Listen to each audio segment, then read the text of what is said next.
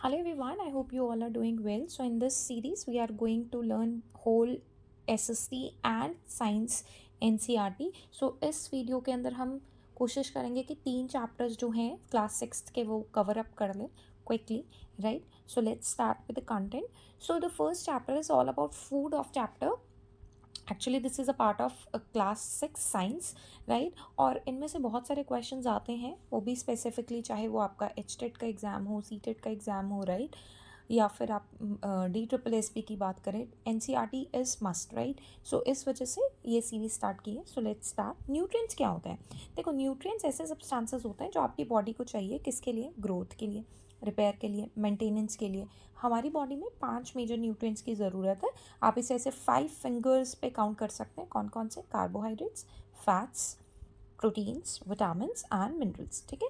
तो अब यहाँ पे आता है कार्बोहाइड्रेट के टेस्ट के लिए आप क्या चेक करेंगे? स्टार्च. अब ना एक आपको बेसिक सी बात बताती हूँ. Iodine solution.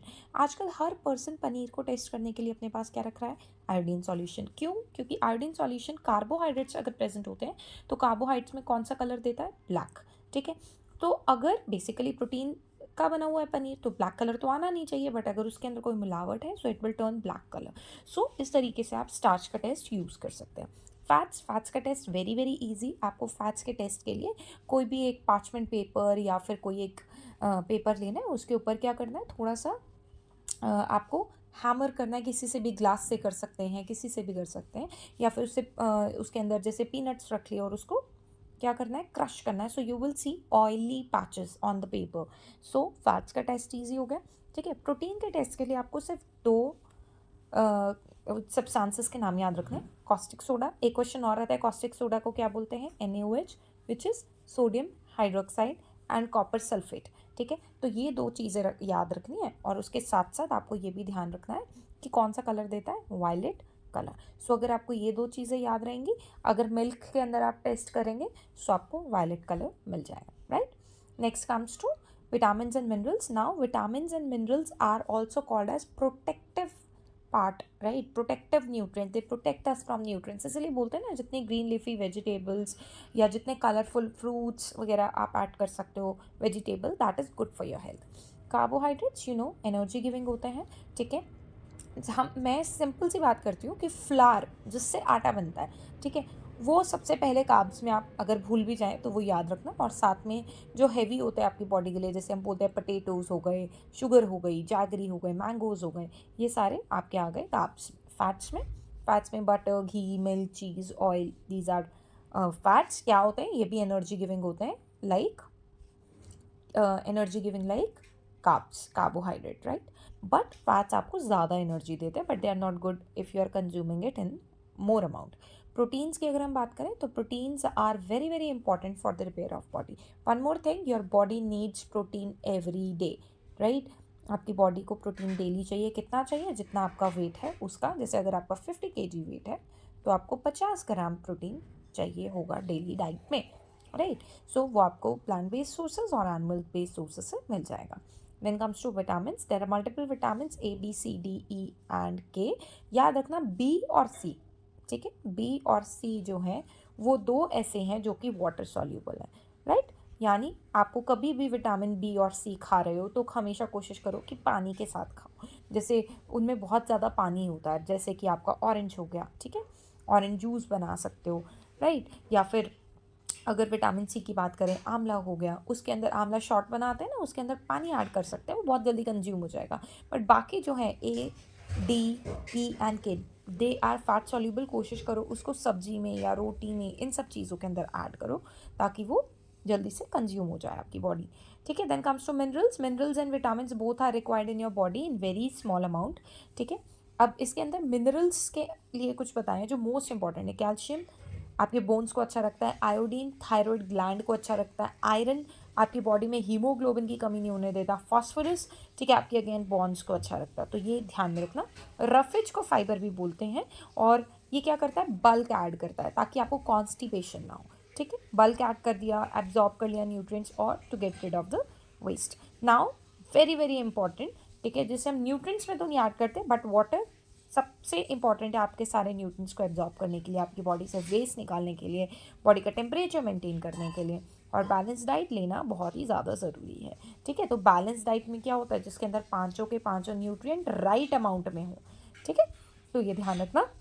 Then comes to how to retain your nutritional value. कभी भी रिमूव करके पील्स को नहीं खाना है, ठीक है, क्योंकि उसमें फाइबर कंटेंट होगा। वॉश करके खाना है, कट करके वॉश नहीं करना है, ठीक है। रिपीटेड वॉशिंग नहीं करनी है राइस एंड पल्सेस की, उससे विटामिन एंड मिनरल का लॉस होता है। ओवर कुक करने से विटामिन सी डिस्ट्रॉय हो जाता है, ठीक है। तो ये क्वेश्चन आया था एक बार एचटेट के एग्जाम में, पीआरटी में आया था कि विटामिन सी ओवर कुक करने से होगा या कैसे डिस्ट्रॉय होगा। वैसे विटामिन सी को कुक नहीं करना चाहिए, उसे ऐसे ही रॉ लेना चाहिए। Then comes to deficiency. Now very very important part of deficiency, vitamin A से नाइट ब्लाइंडनेस होती है, ठीक है। नाइट में पुअर विजन रहेगा। विटामिन बी की कमी से बेरी बेरी आपकी मसल्स वीक हो सकती हैं, एनर्जी वीक हो जाएगी। विटामिन सी स्कर्वी, जो गम्स ब्लीड करते हैं, राइट, तो विटामिन सी सोर्सेज खाने चाहिए। विटामिन डी सूरज की रोशनी से बहुत इजीली मिल जाएगा, ठीक है। रिकेट्स, बोन्स बहुत सॉफ्ट हो जाती है। बट अगर हम मिनरल्स की बात करें तो आयरन अनीमिया करता है, यानी अगर आयरन की कमी है तो आपको आरबीसी कम हो जाएंगे, हीमोग्लोबिन कम हो जाएगा। ज़्यादा से ज़्यादा बीट रूट खा सकते हैं, ठीक है। ज़्यादा से ज़्यादा पोमेग्रेनेट खा सकते हैं, लाल चीज़ होती है ना, ब्लैक चने ले सकते हैं। कैल्शियम दूध मिल्क प्रोटीन से पूरा हो जाएगा। आयोडीन थायरॉयड ग्लैंड को मेंटेन करने के लिए आपको आयोडाइज सॉल्ट खाना चाहिए, ठीक है। प्रोटीन्स एंड फैट्स, क्वाशियरकॉर जनरली बच्चों में देखने को मिलता है, अगर प्रॉपर प्रोटीन्स ना मिले उसे माल नरिशमेंट यानी प्रॉपर तरीके से नरिशमेंट नहीं मिल पाती है। प्रोटीन्स एंड कार्बोहाइड्रेट्स की वजह से मैरास्मस हो जाता है, बॉडी बहुत लीन एंड थिन हो जाती है। Now let's come to the next chapter, sorting materials into group. Actually यहाँ चैप्टर 4 इसलिए लिखा हुआ है क्योंकि ना ओल्ड जो बुक होती थी एनसीईआरटी की पुरानी, अब कुछ सिलेबस खत्म हो चुका है, तो उसके अकॉर्डिंगली ये नोट्स पहले के बने हुए हैं, उस वजह से। अब this is very easy chapter, आप इसको ओवर एक बार ब्रीफ भी लेंगे तो भी समझ में आ जाएगा। कोई भी चीज़ जो ऑक्यूपाई करती है वेट या space, that is called matter, ठीक है। चाहे आपकी वो पानी की बॉटल हो, चाहे वो हवा हो, चाहे वो एलपीजी में भरी हुई सिलेंडर में भरी हुई गैस हो, ठीक है, क्योंकि वो स्पेस तो ले ही रही है और साथ में उसका वेट भी है। सो solid, liquid, gas, everything is your matter, ठीक है। अब now comes to characteristics. Solid हो सकता है, लिक्विड हो सकता है, गैस हो सकता है, किस बेसिस पे हम उनको क्या करेंगे, classify on the basis of appearance.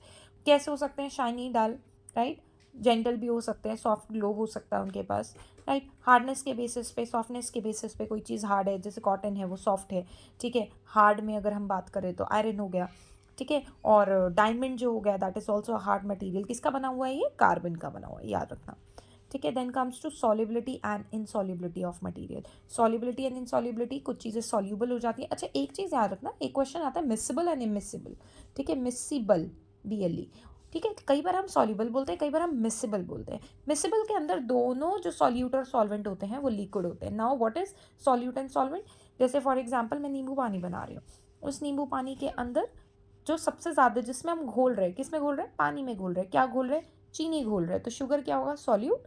और जिसमें घोल रहे हैं that is your water which is going to be solvent. और जब दोनों मिक्स हो जाएंगे तो क्या बनाएंगे, सॉल्यूशन, ठीक है। तो लिक्विड होंगे दोनों के दोनों मटेरियल, जैसे कि ऑयल एंड वाटर, ठीक है, ये इमिसिबल है, राइट। पर अगर वाटर और लेट सपोज जूस होगा, सो ये क्या होगा, मिसिबल सॉल्यूशन है, right. Then float and sink, you know heavier चीज़ें जो होती हैं बेसिकली वो सिंक कर जाती हैं, तो ये बेसिक सी चीज़ें हैं। ट्रांसपेरेंट, जिससे लाइट पास कर जाए, ट्रांसलूसेंट पार्शली पास कर जाए, ओपेक बिल्कुल भी पास ना कर पाए, that is your going to be transparent, translucent and opaque. So this was the second chapter. Now let's come to the third chapter is separation of substances. Now अभी हमने material पढ़ लिया, तो अब हम substances को separate कैसे करेंगे। देखो कुछ substances तो separate हो जाते हैं और कुछ substances नहीं हो पाते हैं, ठीक है, easily नहीं हो पा सकते हैं, physical method से नहीं हो पाएंगे। Mixture क्या है, it's a combination of 2 or more substances, जिसमें हर सब्सटेंस अपनी प्रॉपर्टी को रिटेन करके रखता है। जैसे टी लीव्स को आप सेपरेट इजीली कर सकते हो। आपने चाय बनाई, चाय जब छानी तो छन्नी से आप टी को अलग कर पाओगे, ठीक है। Next comes to purpose of separating. अब क्यों करना है separation, day to day life को करने के लिए तो करना ही पड़ेगा। तो आपने देखा होगा आप हैंड पिकिंग करते हैं कब, जब घर के अंदर चावल आप बना रहे हैं, दाल बना रहे हैं, सो हैंड पिकिंग वहाँ पे यूजफुल सब्सटेंसेस को नॉन यूजफुल सब्सटेंसेस से अलग किया जाता है। थ्रेशिंग गाँव में की जाती है ये जब खेती के टाइम पर, तो वहाँ पर जो एडिबल पार्ट होता है उसको स्टॉक से अलग करते हैं। इसके अंदर ना 4 स्टेप्स होते हैं। पहले तो आपने हार्वेस्ट कर ली क्रॉप, ठीक है, काट ली, फिर सुखाई, फिर आप बीट करते हो उसको किसी सॉलिड सरफेस पे, तो देखो, ठीक है, इस सॉलिड सरफेस पे बीट किया गया और उससे सेपरेट हो गए grains from the husk. Then comes to winnowing. अब विनोइंग में क्या होता है, जो छिलका होता है, क्योंकि वो क्या होगा, लाइट होगा, हस्क क्या होगा, लाइट होगा, तो हम क्या करेंगे, हवा की डायरेक्शन में, या तो फैन भी चला सकते हैं, हवा की डायरेक्शन में हस्क उड़ जाएगा और ग्रेन जो होगा वो रह जाएगा। अच्छा, विनोइंग और थ्रेशिंग में बहुत कंफ्यूजन होती है, तो डब्ल्यू से विंड, और जब भी विंड से ये हो रहा है तो दैट इज विनोइंग, ठीक है। Then comes to sieving. Sieving हम कहाँ करते हैं, घर में आटा छानने के लिए करते हैं, ठीक है, तो एक सीव है। अब सीविंग क्यों करते हैं, क्योंकि सीव के लिए हमारे पास जो पार्टिकल्स होंगे वो डिफरेंट साइजेस के होंगे, ठीक है। तो जब हम आटा छानते हैं तो उसमें जो फॉडर बचता है, ठीक है, जो फॉडर बचता है वो बड़ा पार्टिकल होता है, इसलिए हम सीविंग करते हैं। और कहाँ करते हैं हम सीविंग, चाय छानने के लिए टी स्ट्रेनर से, उसमें जो चाय पत्ती होती है वो बड़ी साइज़ की होती है, इसलिए हम वहाँ पर जहाँ पे दो साइजेस सेपरेट, दो डिफरेंट साइजेस होंगे, वहाँ हम यूज़ करेंगे सीविंग, ठीक है, process. Then comes to sedimentation. Sedimentation से याद कर लो सेटल करना, ठीक है। तो जब हम किसी चीज़ को थोड़ी देर के लिए सॉल्यूशन को सेटल होने दे दें और जो भारी पार्टिकल है वो नीचे बैठ जाए, सो दैट इज सेडिमेंटेशन। और थोड़े टाइम के बाद आप वाटर को सेपरेट कर सकते हैं, right, so that is sedimentation. तो जब आप उसको वाटर को, ये नीचे बैठ गई मिट्टी, ठीक है, अब जब आप वाटर को सेपरेट करेंगे, सो दैट प्रोसेस इज डीकैंटेशन, ठीक है। डी कैन कर रहे हैं, कैन आप समझ लीजिए जैसे एक कैन है, उसके अंदर आप सेडिमेंटेशन हुए हुए लिक्विड को आप डिकेंटेशन कर रहे हैं, राइट। तो ये देखिए, ये आपके पास क्लियर वाटर आ गया, नीचे जो रह गए प्रेसिपिटेट्स, बिल्कुल ध्यान से करना है हमें केयरफुली कि ये प्रेसिपिटेट्स वापस से इसके अंदर ना आ पाए। Then comes to filtration. अब ये कहाँ पर होगा आपका फिल्टरेशन, फिल्टरेशन के लिए हम फनल लेते हैं, उसमें फिल्टर पेपर अटैच करते हैं, राइट। सो ये आपका ना घर में जो आरओ लगा हुआ है, आरओ में होता है ना फिल्टर लगा होता है, उसके अंदर एक फिल्टर पेपर होता है, अगर आपने कभी उसको खोला है तो देखा होगा, कई बार वो बहुत मिट्टी हो जाती है, हम उसे 3 महीने में चेंज करते हैं, ठीक है। तो वो क्या करता है, सारे के सारे सॉलिड पार्टिकल्स को पानी में जो है उसको एब्जॉर्ब कर लेता है, right. So that is your filtration. Then एक क्वेश्चन बहुत बहुत इंपॉर्टेंट है, ठीक है, मैं यहाँ लिख देती हूँ, सॉलिड, राइट। सॉलिड से लिक्विड को हम क्या बोलते हैं, मेल्टिंग। क्या होती है आपकी, आइसक्रीम मेल्ट हो जाती है, ठीक है, या आइस मेल्ट हो जाती है, और जब आप उस मेल्टेड आइस को अगर आप मेल्टेड आइस को, पानी को अगर आप बाहर रख दो तो वो इवापोरेट भी हो जाएगी, so that is evaporation. So solid to liquid is called melting, liquid to gas is called evaporation. और दोनों ही केस में हम हीट कर रहे हैं। अगर हम उल्टा जाएं, ठीक है, अगर हम उल्टा उल्टा जाएं तो गैस से लिक्विड के लिए हमें ठंडा करना पड़ेगा, कूलिंग टेम्परेचर देना पड़ेगा। सो गैस से लिक्विड, सी से कूल, सी से कंडेंसेशन, ठीक है। और ये कंडेंसेशन कहाँ आती है, बादल बनने में, क्लाउड्स फॉर्मेशन में कंडेंसेशन काम आती है। जो पूरा दिन सूरज की गर्मी से वेपर्स एटमॉस्फेयर में गए हैं वो क्या हो जाएंगे, ठंडे हो जाएंगे और लिक्विड बन जाएंगे, राइट। अब लिक्विड बनने के बाद जब बादल बर्स्ट करेंगे तब बारिश हो जाएगी, ठीक है। देन इवापोरेशन बता दिया मैंने। सॉल्ट बनाने में इवापोरेशन, समुद्र का पानी जब इवापोरेट होता है तो सॉल्ट पीछे बच जाता है, कंडेंसेशन आई टोल्ड यू, ठीक है। So solute and solvent and solution also मैंने बता दिया, जिस चीज़ में आप घोल रहे हैं, ठीक है, मान लीजिए मेरे पास मिल्क है, मिल्क में मैं शुगर डिजोल्व कर रही हूँ, तो मिल्क आपका सॉल्वेंट होगा और सॉल्यूट आपका क्या होगा, शुगर होगा। और सॉल्यूट से आप ऐसे भी एक ट्रिक बताती हूँ, सॉल्यूट में 1 2 3 4 5 6 अल्फ़ाबेट है, सॉल्वेंट में 7 अल्फ़ाबेट है, 1 2 3 4 5 6 7। तो सॉल्वेंट हम ज़्यादा लेंगे और सॉल्यूट हमेशा शुगर उतना तो नहीं डालेंगे ना जितना मिल्क होगा, और जब ये बन जाएगा तो सॉल्यूशन बनेगा और सॉल्यूशन में 8 अल्फ़ाबेट्स है, ठीक है। तो ये ध्यान रखना। सैचुरेटेड सॉल्यूशन वो होता है कि जब आप सब्सटेंसेस ने, सॉल्यूट ने घुलना ही बंद कर दिया। अब आपके पास एक गिलास है पानी का, उसके अंदर आपने चीनी डाली, शुगर ऐड करी, ठीक है, आपने मान लो एक गिलास पानी में 20 चम्मच शुगर ऐड कर दी, तो घुलेगी ही नहीं। जब वो स्टॉप हो जाएगा डिजॉल्व होना, दैट इज योर सैचुरेटेड, और जब तक वो घुलता रहेगा that is your unsaturated solution, ठीक है। यहाँ दिया नहीं हुआ अनसैचुरेटेड सॉल्यूशन का। तो मान लो आपने एक गिलास लिया पानी का, उसमें आपने 1 चम्मच शुगर डाली, यानी 1 चम्मच सॉल्यूट डाला, that is your unsaturated solution, क्योंकि वो घुल जाएगा। बट येस, अगर आप टेम्परेचर बढ़ा देंगे तो वो 20 चम्मच भी घुल जाएगी, यानी अगर आप हीट दे देंगे तो वो भी घुल जाएगी। तो बिना हीट दिए नॉर्मल टेम्परेचर पे ऐसे रहेगा.